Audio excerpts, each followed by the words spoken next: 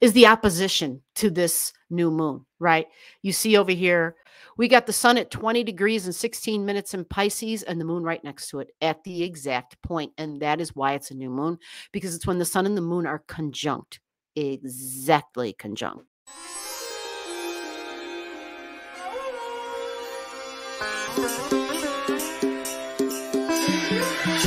It's a new moon in Pisces. So what's the ruler of this new moon? Yeah, you see what I got written here, right? The ruler, oh Lord, the ruler of the new moon, it's not one, but two. It is Jupiter and Pisces. I'm sorry, Neptune, Jesus. Jupiter and Neptune, because they both rule Pisces. Remember the ancient rulers. Don't forget about the ancient rulers. They're just as important as the current ruler. So this would be Jupiter, the traditional ruler before Neptune was discovered. Just so that everybody understands why there's a ancient ruler, why there's like a new ruler.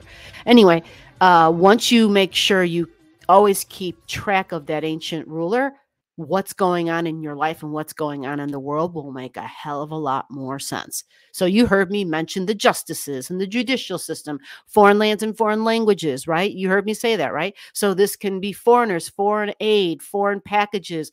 I don't know, the border wall in the United States and that whole freaking fiasco.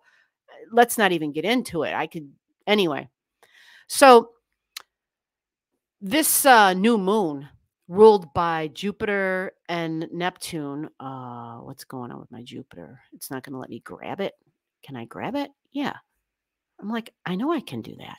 We'll put you guys right there. Ruled by these two. So it's a new beginning, all things Pisces. It's that simple. That's it. That's all she wrote. I'm done. I'm out of here. We can go a little bit longer. Do you want me to talk a little bit more about this? Well, I'm going to. I was just being, I don't know, I'm kind of silly today. Look, Mercury, on this day, at that time and date I gave you, 20 degrees. Look these degrees up in your chart. Do you have anything within a 2-degree orb? What's that going to be? Well, that means we're going to expand it and we're going to put this. We got Nessa at 1743, which is 18. This is going to be a little bit bigger orb than usual because we've got objects in the sky close by. Yep. We got objects in the sky. Not far. We have Nessa, or Nessus, I mean. Nessus is the centaur who sought revenge on Hercules for the death of both of their best friend. And then that's, like I said, at 18. This is at 20. This is at 20. And then we have at 2331, Humea, which is all about a health report card. Interesting, a health report card. And it's in Pisces. Justices, judges, right? Politicians, public figures, political figures, performers, artists, musicians, people who are in the public eye, okay? Acting, actresses, poetry, the screen, fantasy, like I said, not seeing things clearly, illusions, delusions, make-believe, sci-fi, Hollywood, that's all that Pisces stuff. That's a health report card. And so it is also hospitals because it's the institutions of society. It can be prisons, but I also think of doctors. I also think of like Social Security. I think of like disability. I think of nurses and nursing, because the opposite of Pisces is Virgo. The details, and the one who does the stuff that, the doctors get all the rave. Oh, they're so good. They're so good. But then there's those nurses working their butts off, right? And dealing with the families, dealing with the little stuff, dealing with the stuff that's little, but yet adds up into a whole lot, but it's not real fancy. They're not the one that gets the accolades normally. So a health report card. And then of course, Neptune at 27. And then I even have a check or an arrow next to vertex, because look, the vertex point at this exact time is at 2849. This is kind of wild to me. Yeah, it's kind of wild because the vertex point moves extremely fast and it's at a critical degree on this new moon. Yeah, so paying attention to what else is happening is I think important because the new moon isn't just about the sun and the moon. Just anytime we discuss anything with astrology, we always have to consider what else is where at the time on this day. So Mercury in Aries, we think of Mars. Mars rules Aries. So we think of a person who can carry weapons. We think of taking action. We think of angry and anger and frustrated. We think of being very impulsive and just acting out. We think of somebody who might be kind of childlike because it's Aries energy. It's not mature and grown up until it's been around quite a few decades. That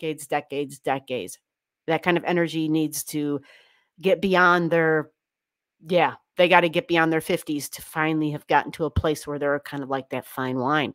So Mercury, the news, and what I'm sharing and what I'm talking about, what I'm texting, what I'm tweeting, what I'm consuming and learning, Mercury, right?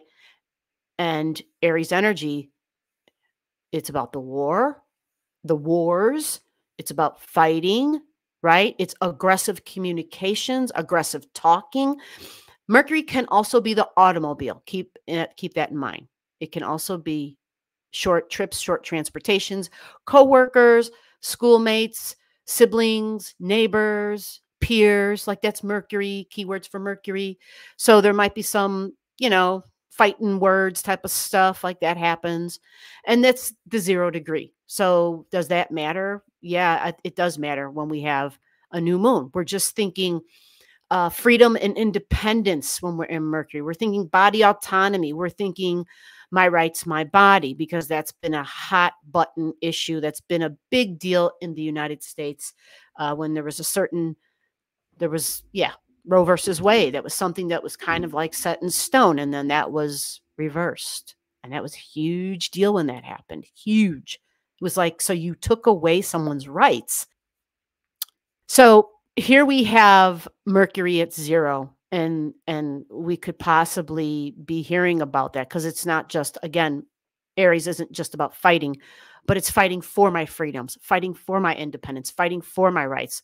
Or shit, I'm just going to go fight. I feel like I just got to do it. So sometimes we could even think of police officers. We could think of soldiers, like all of that, someone who carries a weapon. And unfortunately for the US, we have the gold medal. We take the gold medal. We are the absolute best when it comes to unauthorized use of weapons of major destruction. Like individuals, we got all the gold medals in those any and every tournament when it comes to that. Right? Yep, we absolutely do. We sure do. So Mercury talking about whatever the heck is going on. And is Mercury getting angled or squared by anything? I don't even have a line drawn up. Mercury is cardinal, so it would be squaring Capricorn and Cancer energy. And Mercury just got in at 0. And there's nothing in Capricorn at 0 or 1 or 2. There's nothing over there in cardinal energy up in Cancer at 1 or 2, but there is Estrella at 3 degrees. So technically that is a square, and it is home and family because it's Cancer energy and mom, but it can be the public. Maybe if we're not even feeling it on that day, then quite possibly the very next day. Why do I say possibly the very next day? Because Mercury is a fast mover. It's real fast. Not only is it really fast, but we won't be under the moon and the sun Pisces influence. The moon is a quick mover. It's faster than Mercury. By the following day, 24 hours later, the moon's getting near Aries energy already 24 hours later. You see? So as that moon goes up in numbers, it gets off of the sun and the emotions in the sun and the moon. It's not all about having understanding and being at peace and wanting to sleep or wanting to kind of watch movies or be creative. It's not like that then anymore. That influence will ease a little bit. Okay. So the next day, I'm sorry, Mercury then the next day will have moved and will be solidly at 1.5 degree already, definitely squaring that Estrella energy. So Estrella is kind of like a pit bull. It's feminine energy. It's tied into group energy, and well, it's in a sign of femininity. It's Cancer energy, mom, home, family, nurturing, sensitivities and feelings, right? We think of the mother wound and what's connected to that mother wound, a lot of stuff. Plus it's ancestry, it's culture, it's your heritage. It goes way back. It's the past. It's the past. And it's the way you feel about the past. It's your tribal energy, even. Like you vibe with a certain group of people, you don't know why. Cancer energy. Like we are connected energetically. Whether we can see that connection, we are. And that's why the sign of Cancer, because it's ruled by the moon, but it also represents, does anybody know what I'm going to say? Can you say it? Say it? Say it? Yep. The sign of Cancer ruled by the moon is also the public. You know, like my family is my family, but my bigger family is humanity. When you have a new moon in Pisces, your new moon intentions should be shaped and formed around all the Piscean themes, because that's the energy that you're in. That's what we're working towards. That's what we're working with. Those are the tools we're working with. So we think of creativity. We think of understanding and compassion and forgiveness. Can be like angel wings, because again, Jupiter can dip in, Neptune can dip in, but Jupiter can also dip in and create some protection in a way. We have so much in Pisces. And many times the teaching is when you have that much stuff in a sign, you can truly feel as though it takes on more of a spiritual meaning. That's the teaching. That's the teaching. We still have a lot and a whole lot of signs, folks, right? Look, there's a lot in Aquarius still. Matter of fact, Mars, I have an arrow on Mars. We got Mars at 20 degrees in a fixed sign in Aquarius. Yeah. So Mars is pretty amped up here. Right? So our humor might get kind of amped up because Mars is opposing Leo energy now. And we got Pluto officially at the 1 degree, 126 actually already, 126. I do have some lines drawn from Pluto, so we're going to look at that. And I also have Venus aligned, an arrow at Venus. Venus is getting near a critical degree in Aquarius, inventions, Aquarius. Now, Venus is also the money and the values. It can be banking. It can be the big picture of banking, like global banking, the global systems, the world financial monetary system and all that. I know China has been in the news. I try to stay aware kind of what's going on globally so that I could kind of understand what's going on for folks who aren't in the United States. And so I can make my stuff a little bit more relatable for those who aren't in the United States. But it seems like regardless of what's going on everywhere else, a lot of it is hinged on what the hell happens here, right? Yeah. So if we're unstable here, folks, if things are scary, if we got an unstable leader, one who's like half cocked or a little nutty or whatever the case, maybe nutty was the wrong word, but if we have what looks like somebody who can't lead or who's just not, doesn't have that ability. And this is no poke. I'm not poking at anyone in particular. So I'm not poking at the past president and I'm not poking at the current president. Let's be clear about that. I just want everyone to put your politics aside and understand that globally, whoever's running the show in the US, and that includes our freaking Congress, by the way, right? Yeah. But whoever, and I'm sorry I'm getting into this, but these are social causes, and I'm looking at Aquarius, and when I look at a sign, all of its shit just comes oozing out of me, so you're just gonna have to bear with me. Yes, this is politics, and this is, I'm gonna be that activist, and I'm gonna social causes for sure. And so Venus being there, that's a value now. Venus is like, hey, look at what's going on over here. Look at what's going on over here. And how does this affect so-and-so? And this is civil liberties, right? Like this is important. When we have messed up something, like when we have taken away someone's civil liberties, when we are kicking down on someone who is fighting for democracy, whether it's a soldier, whether it's somebody who literally is just holding a sign, whether it's somebody who's trying to get a petition signed or come knocking on the door, making a phone call, whatever it is, or talking about it. anything against democracy, anything that says your vote doesn't count, anything that says, hey, don't show up and vote, anything like that at all is a problem, right? Anything that's about you don't need books, knowledge isn't important. You just listen to what I say. Okay. So little by little, bit by bit, your brains, your education, your freedom, your rights, your individuality, all of a sudden will be gone. Venus values the individual a lot in Aquarius energy. This energy truly has an independent spirit. Am I saying that Venus is no longer going to value this? No, I think Venus absolutely does value an individual. We think Venus in Libra, we think Venus in Taurus because that's what she rules, right? Right. We know Uranus is in Taurus, right? Right. So there's a mutual reception between Venus and Uranus, right? Like this whole time she's been traveling through here, right? Venus got here in the beginning of February. All right. And so what happens is she is talking to Uranus and Taurus. And so traditional values, we're like, we're not going to budge.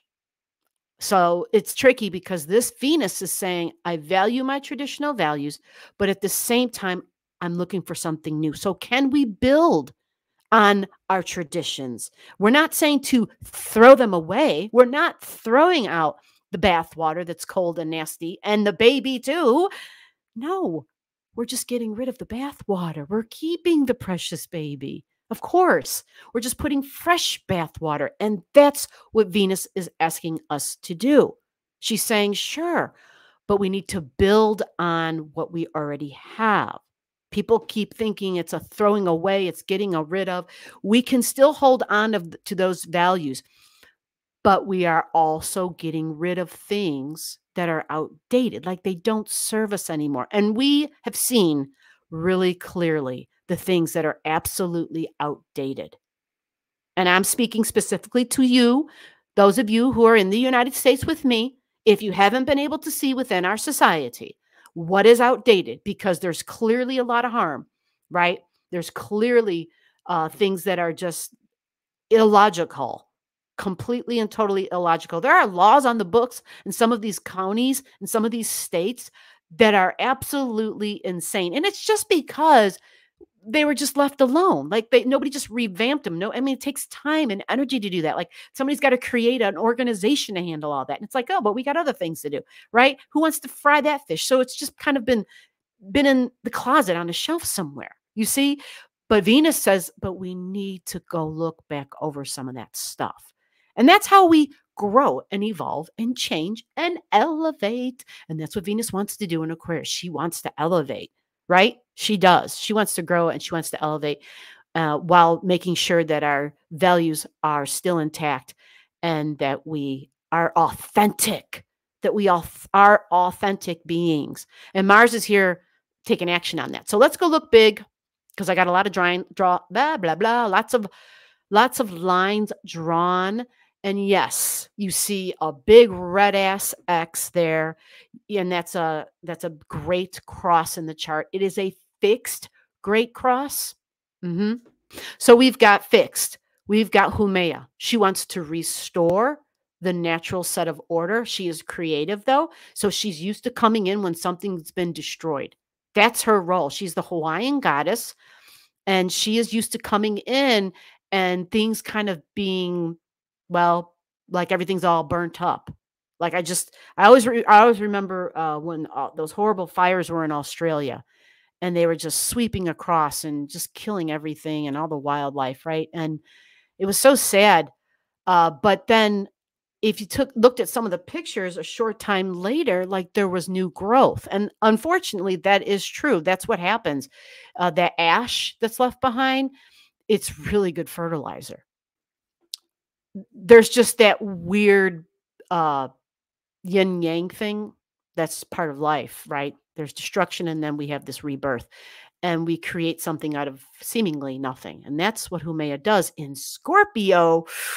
Fixed sign of Scorpio, this energy is going to go deep because it's Scorpio. It might seem kind of intense because it's Scorpio. It might go after the vulnerabilities because it's Scorpio, meaning careful because Scorpios don't play, right? Like they're going to go after the jugular. If there's going to be a fight, the Scorpios aren't going to be in the fight to just knock you out. Like they're going to be in the fight to take you out. That's how Scorpio fights, right? So I'm not saying Hume is a fighter. She's not, but this energy can be a fighter because it's Mars and Pluto that rule it. And I was going to draw my P for Pluto. I almost did it, but instead I'll just draw that. Okay. So Mars and Pluto are the rulers. Now let's get the other part of this. Pluto up in the sky at 1 degrees. You see that at 1 degrees and 26 minutes. So this Humea going backwards, retrograde, right? So she's intense, more intense than usual. So just pay attention. Do you have anything in your chart at the fixed degrees, right? At this 1 degree mark. She's going backwards. She's going to strongly square this Pluto. I'm not sure what that's going to be. I know Pluto is really powerful. Pluto's really powerful. So it may take away some of this power, actually, because it's being squared by Pluto. And then across the chart, we're going to go to Leo energy. We got a Vulcanus, Vulcanus, Vulcanus. And I don't think it means what we think it means. I think it's closer to Vulcan, the Vulcan energy, the one who can forge the metals using fire and a hammer and an anvil. I think that's what it's closer to. Let me double check. It represents power, compulsion, forging bonds, and fate. Oh my Lord. Okay. That's quite deep. That's deeper than I thought it was going to be. I don't know why, but it's in Leo energy. So think of all the Leo keywords. Again, this is 255. So it's technically 3 degrees. So it's not within a tight square. Some would say that I'm stretching it, maybe, and that's fine. And then here's the other thing we're looking at. Look who's part of this this Grand Cross at 1 degrees in Taurus. The one that, for some reason, can of worms, she's coming up again. She is in the picture again. This is, not Medusa. Why can I not say her name right now? You know who this is. Pandora's box. That's who it is. I cheated. I had to look at the software. This is Pandora's box. So the definition for Pandora's box is, they don't say can of worms, but they say something like, once you open Pandora's box, you let out all the evils of the world. However, all that's left is hope. That's what it says. And that the teaching is that what is beautiful is that you finally have revealed what was hidden, kind of thing. Although once you've opened it, it's like you wish you had never opened it, because the ugliness, I think, the darkness might feel a bit overwhelming. It doesn't mean it's false, by the way. And it is in Taurus. Taurus is our values. And so it quite possibly might have to do with the banking sector as well, because that's Taurus. But it's also the earth. It's also the earth. It's the earth sign. It is the planet itself, the vegetation, the animals, the water, the ocean, the air. It's the planet, folks. All right. So that's a big, great cross. And this isn't new. This great cross, we've been in it. We were in this in February. Okay. We were in this in February. But now Pluto is becoming part of that picture, because Pluto has moved to 126, right? In the beginning of February, Pluto didn't hit 1 degrees at the very beginning. It was still at 0.30, right? 0.40, and it was going up, you know? But now Pluto's definitely at 126. So it's becoming more of a thing. Like, I think whatever's in that Pandora's box, Pluto being at 126, that's a tight aspect between Pluto and Pandora. They're 4 degrees away from each other. I'm sorry, 4 minutes away from each other. So I do think that Pandora and Pluto might be part of what we're hearing about in the news on this day. So if you think of some of those keywords I said, okay, there might be some facts or some information that either is not real pretty, or maybe it's just like getting uglier, because it's a slow process. It's Pluto. Now, what else is going on? We got a lot of Earth. We got a lot of Earth trine happening still. So that's the other thing here. Even though things feel like there's, some of the stuff I've talked about so far might not seem super optimistic or positive, but overall, there's a lot of behind the scenes stabilizing energy still. We still have Juno and Black Moon Lilith in Virgo, the details, sorting through, working out the details, maybe being overly critical, absolutely, looking for perfection, most definitely. But that's all trining Uranus and White Moon Lilith and Jupiter. Jupiter's becoming more part of this picture. Remember, Jupiter is optimism. Jupiter is giving. Jupiter, again, is judges. I'm not trying to relate optimism and giving to judges, but I'm just trying to give you the keywords. It is foreigners, foreign lands, foreign languages, a foreign aid package, possibly. But Jupiter's becoming part of this picture now because Jupiter's getting higher in the numbers. You see that? And if we go down here to the Earth, what do we have in Earth? Well, we have Vega at 15 degrees. We have Sirius, how I'm nurtured. Sirius is that like backwards question mark. Or no, it looks like a question mark, but with a line through it. That's Sirius. Sirius is the grain and the food, right? And so we think of companies, we think of corporations, we think of big business and government because we're talking Capricorn energy, rules, regulations. We also have K-Or here at 9 degrees. We have a lot, actually. So the numbers in Cappy are 8, 9, 9, 10, and 15. All that is there. And without dissecting each one of those things, there's a lot there within 5 degrees, right? So when you look at the Earth stuff in Taurus and the Earth stuff in Virgo, we see where there's that support to stabilize, to create stability, and then sorting through the details might be still looks a little difficult from where I'm looking because we've got some retrograding things like Juno's retrograding. So the details, we can bury ourselves in details. We can cover the shit up in the details. And then it's all a muck.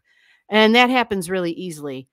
I know it does with me in astrology for sure, because I've got all these damn lines and I'm like, okay, look at it, right? It's a perfect Virgo example. And this is a clean chart, by the way, right? Yeah.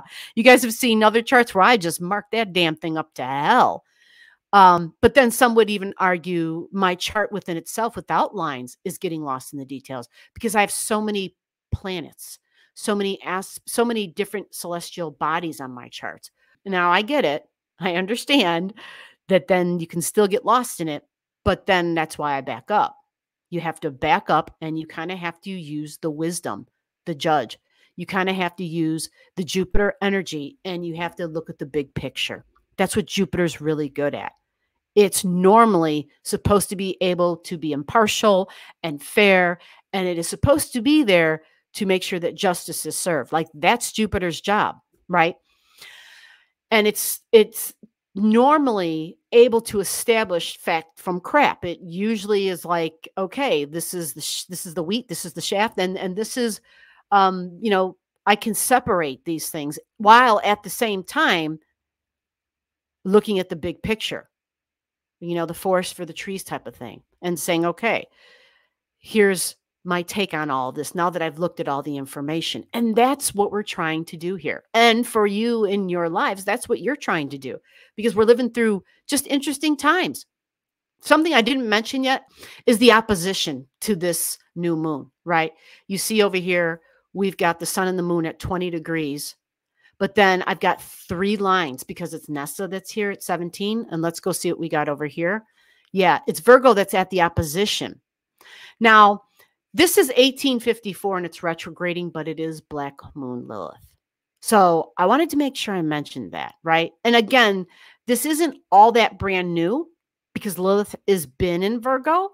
We know this. We've been dealing with this for a while. She stays in the sign for a while, but she's a fast mover. So she's been dancing back and forth between Leo and Virgo, right? And so that can be the trick, is that dance that she does. And every time she goes retrograde, we can have an extreme mood swing because it's Black Moon Lilith. If you haven't seen my Black Moon Lilith video, hopefully I'll remember to comment to link it below. If I forget, if you don't see it, So you watch the video and it reveals so much about ourselves. It's not about pointing fingers at others. It's about ourselves and the details and the critical and overly critical, because it's Virgo and the black moon Lilith is there retrograding, right? So that is in opposition to the 20-degree new moon. But do not let that stop you. Do not let that deter you or loosen any of your beliefs. By the way, the word belief and faith is also keywords for Pisces. So this new moon in particular, your faith, what you believe in, will be unbelievably important, because that's what Pisces is really good with, the belief in something. Okay. Remember, this is about what you want to bring into your life, right? This is the goodness.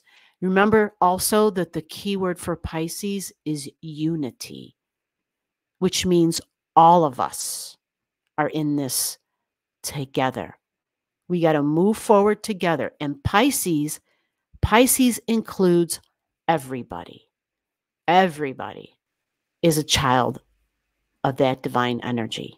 So if we're pointing a finger at somebody and we're being like, hey, you suck, or you shouldn't be that way, or we're kicking down at them in some way, we're punching down, whatever it is we're doing, they are being who they were designed to be.